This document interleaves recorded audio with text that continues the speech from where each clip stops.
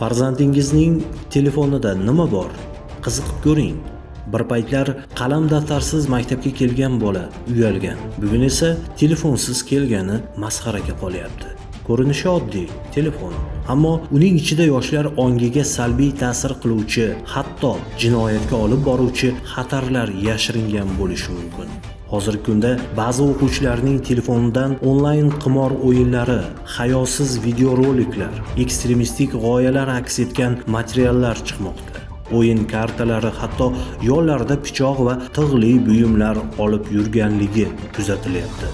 Bu holatlar tasodif emas, kattalarning mas'uliyatdan chetlashish natijasidir.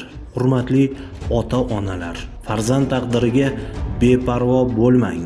Tarbiya telefonni olib qo'yishdan emas, uning nimalar ko'rayotganligini va kimlar bilan munosabatda ekanligini kuzatishdan boshlanadi. Bolangiz qanday mavzuni tomosha qilyapti? Qayerda va kimlar bilan? Cho'ntagida nima bor? Bu savollarga beparvolik ertaga sizni pushaymon qiladi. Yosh avlod kelajagi uchun barchamiz javobgarmiz. Ogoh bo'ling.